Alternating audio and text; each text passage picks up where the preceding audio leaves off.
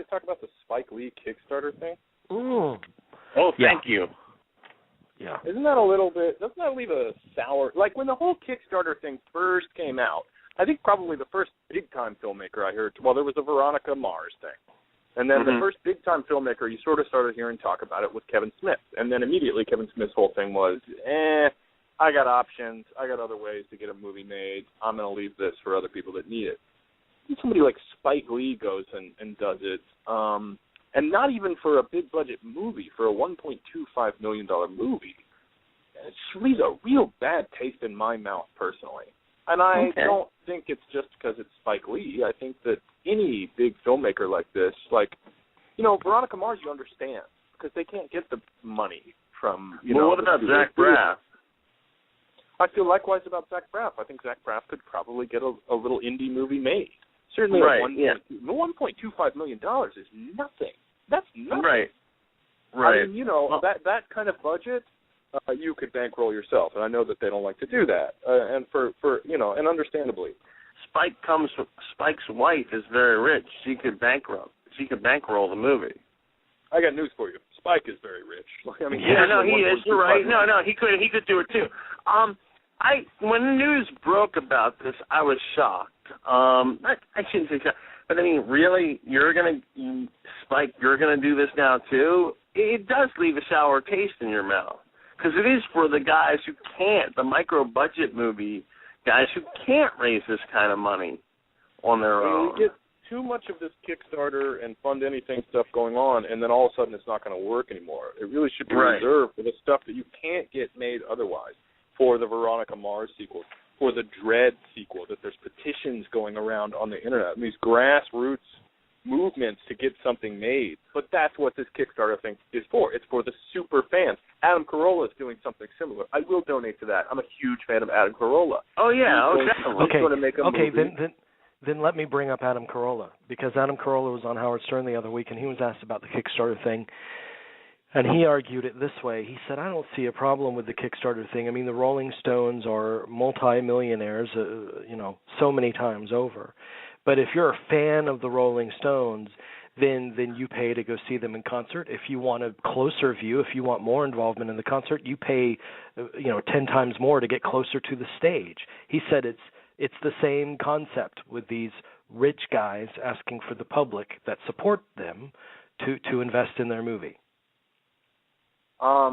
That's true, but Spike Lee has not had any trouble getting movies off the ground. He's been making movies every year. He actually has. He had to finance Red Hook Summer himself, and no one at the studios are financing the really small movies. They don't make those anymore at the studio. I don't know. It still leaves a bad taste in my mouth. But you said it, and it's true. And it's what I was saying too. If you're the fan, go ahead and give them money. If you feel like, and people are giving money to Spike Lee, and people are giving money to the Dread sequel. Even Soderbergh gave money to Spike Lee. Yeah, well, that's interesting. I mean, Spike Lee lives in like a $30 million house or something like that. It just leaves a bad taste in your mouth.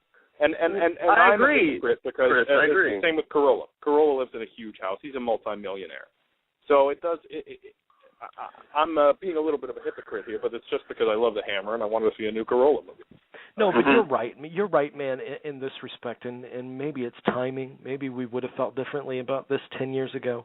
But we live in a world now post-recession that where the wealthy are getting wealthier off the poor, and it's angered all of us.